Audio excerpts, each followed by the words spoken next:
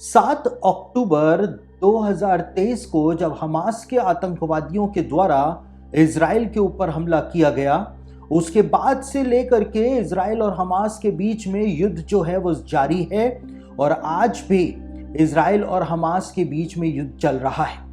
और बीते समय हमने भजन संहिता की भविष्यवाणी से इस बात को, भजन संहिता 83 से इस बात को देखने का प्रयास किया था और डेड सी स्क्रॉल्स की जो भविष्यवाणी है, जिनको द वॉर स्क्रॉल्स के नाम से जाना जाता है, उनकी भविष्यवाणियों से हमने देखने का प्रयास किया था कि कैसे हमास का ये हमला जो था उसके बारे में पहले से बाइबल के अंदर बताया हुआ है।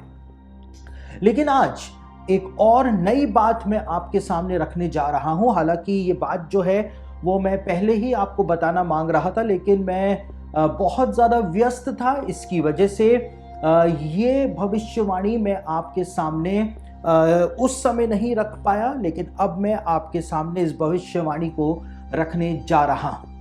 मैंने अपने बीते अध्ययनों के अंदर आपको एक बात बताई थी कि मूसा की जो 5 किताबें बाइबल के अंदर पाई जाती हैं, जिनको मूसा के द्वारा लिखित माना जाता है, जो कि उत्पत्ति, निर्गमन, व्यवस्था, लेव्य व्यवस्था, गिनती और व्यवस्था विवरण जो हैं, इनको मूसा के द्वारा लिखा हुआ माना जाता है और इनको तोरा कहा जाता है।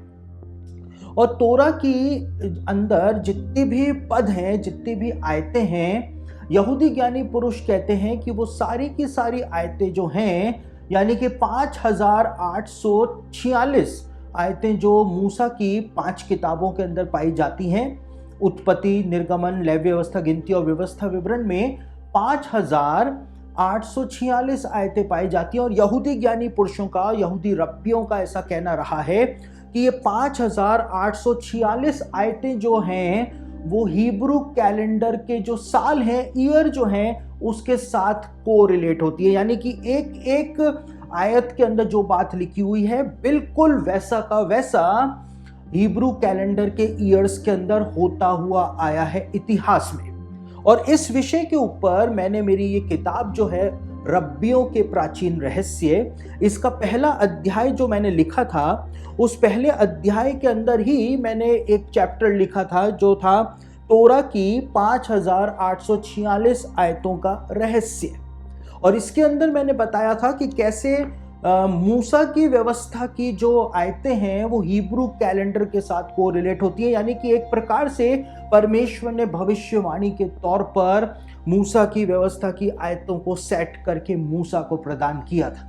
तो ये परमेश्वर का एक डिवाइन डिजाइन है। परमेश्वर भविष्यवाणियां किसी भी तरह से प्रकट कर सकता है।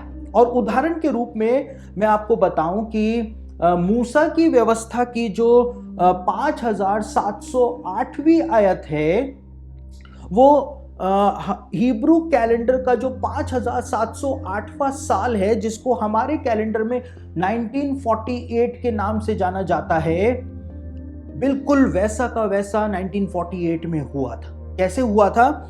व्यवस्था विवरण उसका 30 अध्याय उसके 5वें वचन के अंदर जो लिखा हुआ है, जो कि मूसा की व्यवस्था की 5708वीं आयत है, जो कि हमारे कैलेंडर के अंदर 1948 को प्रकट करती है। वहां पे लिखा हुआ है व्यवस्था विवरण 30:5 में कि तेरा परमेश्वर यहोवा तुझको वापस से इजराइल की भूमि में ला करके बसाएगा। और 1948 वो वर्ष था जब 1900 सालों के बाद पहली बार यहूदियों के देश की, यहूदियों के राष्ट्र की स्थापना परमेश्वर के द्वारा की गई थी। इसी प्रकार से मूसा की व्यवस्था, जो कि हमारे बाइबल के अंदर दी हुई है 5 किताबें, उसकी 5716वीं आयत जो है वो है व्यवस्था विवरण 30 अध्याय उसका 13वां वचन, और जो हमारे कैलेंडर के अंदर 1956 को प्रकट करती है। और 1956 में बिल्कुल वैसा का वैसा हुआ था जैसा कि व्यवस्था विवरण 30:13 के अंदर लिखा हुआ है। 30:13 व्यवस्था विवरण में लिखा हुआ है कि कौन हमारे लिए समुद्र पार जाएगा। और 1956 के अंदर इजरायली सेना जो है वो लाल समुद्र को पार करके और मिस्र के ऊपर हमला करने के लिए गई थी। तो बिल्कुल वैसा का वैसा वो हिंट जो है वो वहां पे प्रदान की हुई है। साथ ही मूसा की व्यवस्था की 5727वीं आयत जो है वो व्यवस्था विवरण 31 अध्याय उसके 4 वचन के रूप में पाई जाती है, जो कि हिब्रू कैलेंडर के 5727वें साल के लिए दी गई एक भविष्यवाणी है। और यही 5727वां हिब्रू साल जो है वो हमारे कैलेंडर में 1967 होता है। और 1967 में इजराइल ने 2000 सालों के बाद जॉर्डन को हरा करके यरूशलेम के ऊपर फिर से अपना अधिकार कायम किया था। सीरिया को हरा करके यरूशलेम के ऊपर अपना अधिकार कायम किया था। और बिल्कुल वही की वही बात जो है वो व्यवस्था विवरण 31:4 में लिखी हुई है, जो कि 5727वीं आयत मूसा की व्यवस्था के रूप में पाई जाती है। तो हम इस बात को समझते हैं कि मूसा की व्यवस्था को परमेश्वर ने एक डिवाइन डिजाइन के रूप में प्रदान किया, ताकि वो हिब्रू कैलेंडर के साथ कोरिलेट हो सके, मैच हो सके, और एक एक आयत जो है, एक एक पद जो है वो एक एक साल के लिए एक भविष्यवाणी बन जाए। इसी प्रकार से 2014 को यदि हम देखें तो मूसा की व्यवस्था की जो 5774वीं यानी कि 5774th वर्ष जो है वो व्यवस्था विवरण 32:21 के रूप में पाई जाती है। और व्यवस्था विवरण 32:21 जो है, जो कि हमारे कैलेंडर को 2014 को कोरिलेट करता है, वहां पे लिखा हुआ है कि परमेश्वर कहता है मैं एक मूढ़ जाति के द्वारा तुमको रिस दिलाऊंगा, तुमको चिढ़ दिलाऊंगा। और 2014 में पैलेस्टीनियंस जो थे, इन्होंने इजराइल के अंदर सुरंगों का नेटवर्क बना लिया था। और जब इजरायलियों को ये बात पता चली थी तो इजरायली जो थे वो बहुत ज़्यादा क्रोधित हो गए थे। और 2014 में इजराइल और गाजा का संघर्ष जो है वो बहुत ही भयानक रूप से सामने आया था। तो जैसा मूसा की व्यवस्था के वचनों के अंदर लिखा हुआ है, वैसा ही हिब्रू कैलेंडर के वर्ष जो हैं उसके साथ कोरिलेट होते हुए हमको दिखाई दे जाते हैं। और इसके ऊपर एक पूरी विस्तार से स्टडी जो थी वो मैं पहले ही दे चुका हूं, जो यूट्यूब के ऊपर मौजूद है। आप चाहें तो उस स्टडी को देख सकते हैं, उसका लिंक जो है वो डिस्क्रिप्शन बॉक्स में नीचे आपको मिल जाएगा। लेकिन बात यह है कि जब 7 अक्टूबर 2023 को हमास के आतंकवादियों ने इजराइल के ऊपर हमला किया, तो क्या वो बात भविष्यवाणी के तौर पर पहले से ही मूसा की व्यवस्था के अंदर लिखी हुई थी या नहीं लिखी हुई थी? ये बात मैं अब आपके सामने रखने जा रहा हूं। तो मूसा की व्यवस्था का जो 5784वीं आयत है, यानी कि 5784th वर्ष जो है, जो कि हिब्रू कैलेंडर के 5784वें वर्ष को कोरिलेट करती है, जो कि हमारे कैलेंडर के अंदर 2023 होता है, उसमें क्या लिखा है और कौन सी आयत कोरिलेट होती है? व्यवस्था विवरण 32 अध्याय उसका 30वां वचन जो है वो 2023 के लिए कोरिलेट होता है। और वहां पर क्या लिखा है, आप हैरान हो जाएंगे परमेश्वर के इस डिवाइन डिजाइन को जान करके कि मूसा की व्यवस्था की आयतों में कैसे परमेश्वर ने भविष्यवाणियों को कंसील कर रखा है। तो व्यवस्था विवरण 32 अध्याय उसके 30वें पद में क्या लिखा हुआ है आपके सामने पढ़ रहा हूं। यदि उनकी चट्टान ही उनको बेच ना देती और यहोवा उनको दूसरों के हाथ में ना कर देता, तो ये कैसे हो सकता कि उनके 1000 का पीछा एक मनुष्य करता और उनके 10,000 को 2 मनुष्य भगा देते। यहां पे साफ तौर से इस बात को बताया गया है, परमेश्वर कहता है कि अगर परमेश्वर की इच्छा नहीं होती तो हमास का यह हमला इजराइल पर हो ही नहीं सकता था। लेकिन परमेश्वर ने ही परमिट कर दिया हमास के आतंकवादियों को कि वो इजराइल के ऊपर हमला करें। क्यों? क्योंकि बहुत सारे इसके पीछे रीजन है, बहुत सारे कारण है, जिनका एक एक करके विश्लेषण करने का समय इस प्रोग्राम के अंदर नहीं है। लेकिन परमेश्वर ने ही अनुमति जारी कर दी और इसी वजह से यह हमला जो है वो इजराइल के ऊपर हो पाया। और यहां पे लिखा है कि ये कैसे हो सकता था कि इजराइल के 1000 लोगों का पीछा जो है वो सिर्फ एक व्यक्ति करता। एक आतंकवादी जो है उसने कितने कितने लोगों को मार डाला और इजरायली अपनी जान बचा करके 7 अक्टूबर 2023 को भाग रहे थे। एक आतंकवादी जो था वो भारी पड़ गया, इतने सारे आतंकवादी आए लेकिन एक एक आतंकवादी जो है हजारों हजारों इजरायलियों के ऊपर भारी पड़ गया।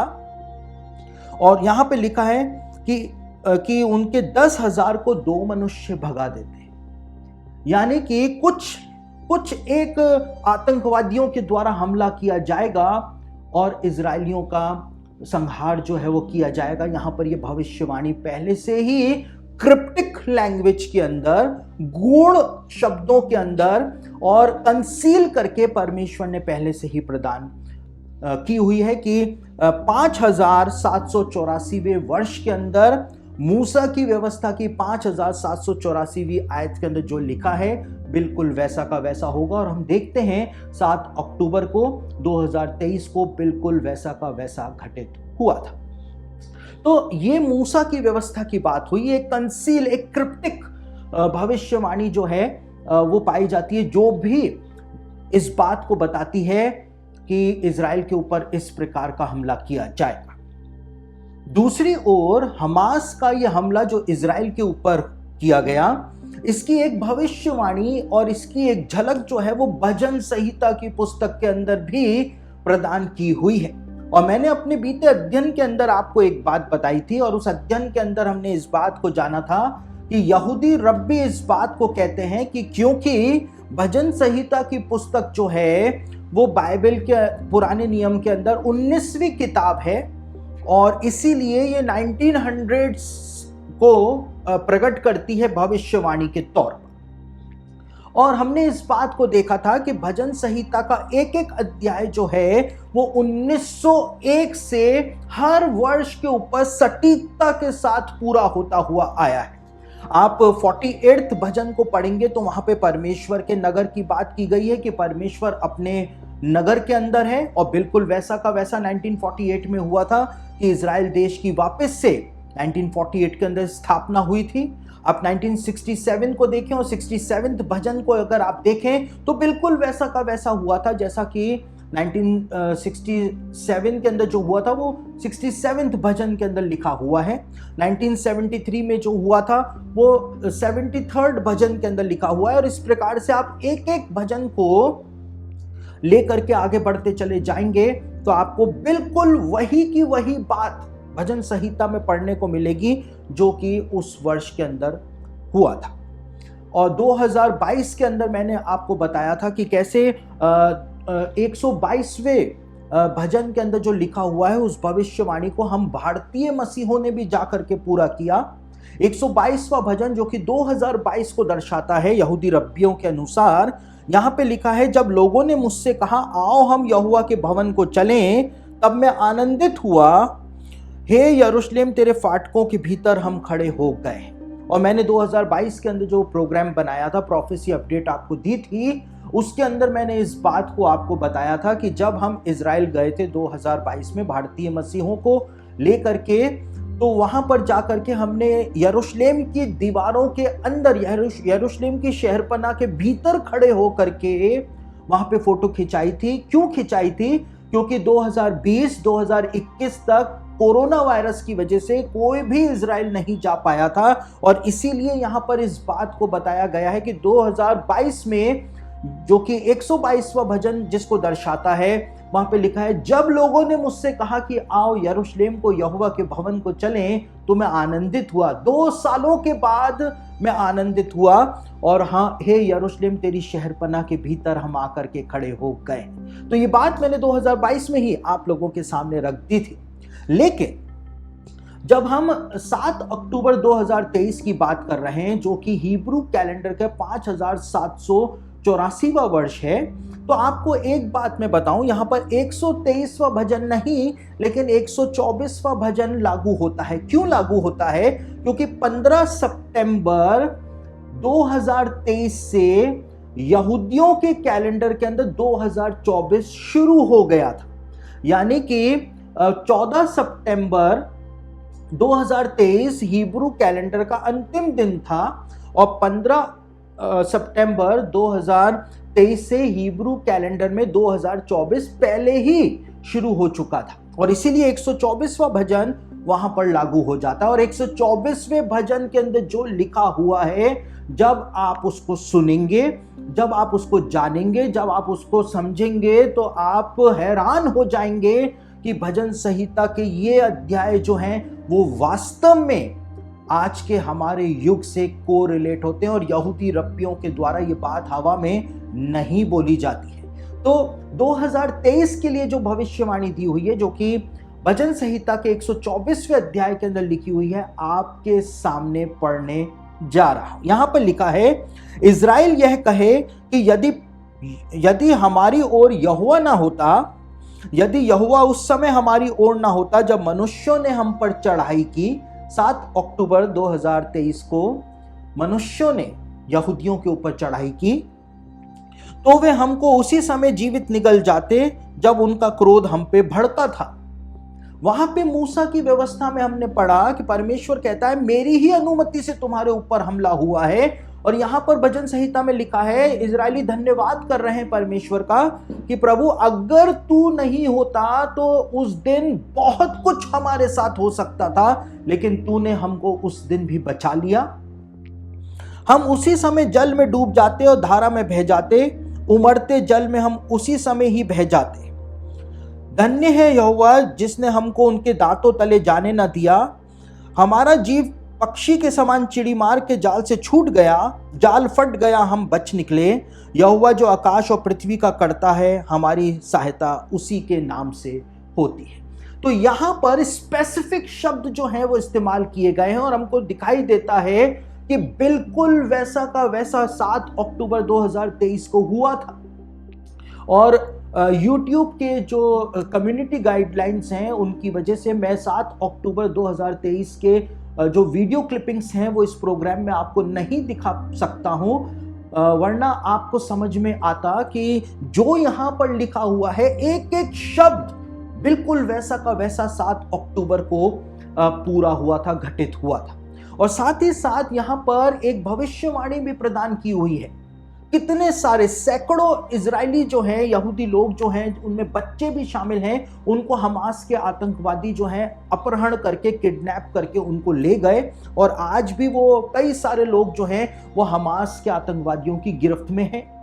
लेकिन यहां पर एक भविष्यवाणी दी हुई है, एक झलक बताई हुई है कि वो दिन बहुत जल्दी आ रहा है जब सारे बंधक जो हैं, यहूदी बंधक जो हैं, वो हमास के चुंगल से छुड़ा लिए जाएंगे। ये भविष्यवाणी यहां पर लिखी हुई है, जो कल के अखबारों की और जो कल के न्यूज मीडिया जो है उसकी जो हेडलाइंस हैं वो पहले ही यहां पर लिखी हुई है। यहां पर क्या लिखा है 7वें वचन के अंदर, हमारा जीव पक्षी के समान चिड़ी मार के जाल से छूट गया, जाल फट गया, हम बच निकले। यानी जैसे चिड़ियों को जाल के अंदर फंसा लिया जाता है, वैसे ही लोगों को अपहरण करके हमास के आतंकवादी ले गए। लेकिन यहां पे लिखा हुआ है जाल फट गया, जाल फट जाएगा। हो सकता है इजरायली हमले से वो जाल फट जाए, हमास के आतंकवादियों की पकड़ ढीली पड़ जाए, हमास के आतंकवादियों की ताकत टूट जाए।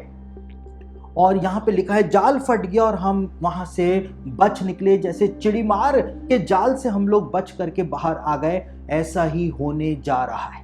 तो ये कुछ छिपी हुई भविष्यवाणियां हैं जो बाइबल के अंदर पाई जाती हैं।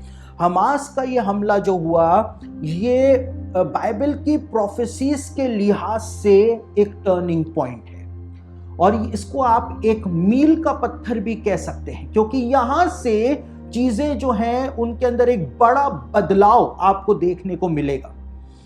अलग अलग देशों के गठबंधन जो है वो इजराइल के खिलाफ बन चुके हैं और वैसे ही गठबंधन बन रहे हैं जैसा कि यहेजकेल 38 अध्याय में, इज़ीकिएल 38 चैप्टर के अंदर बताया हुआ है।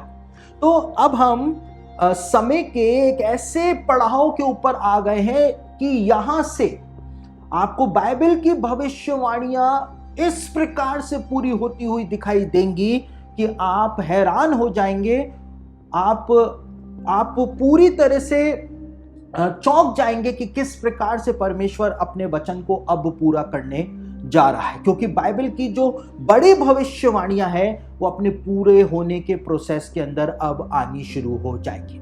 और वो सारे लोग जो बाइबल के भविष्यवाणियों का मजाक बनाते हैं उनको जवाब देने का मौका भी परमेश्वर आपको देने जा रहा है। तो ये कुछ भविष्यवाणियां थी जो मेरे को पहले ही आपको बतानी थी, लेकिन मैं बहुत ज़्यादा व्यस्त रहा, इसकी वजह से ये सारी बातें मैं आपके सामने पहले नहीं रख पाया। लेकिन अब मैंने आपके सामने इन सब बातों को रख दिया है। आप खुद भी इनके ऊपर अपना रिसर्च करें, मूसा की व्यवस्था की जो आयतें हैं उनके ऊपर अपनी नज़रें रखें, भजन संहिता के एक एक अध्याय के ऊपर अपनी नज़रें रखें, क्योंकि जो इनमें लिखा है वही हर साल हमको देखने को मिल रहा है।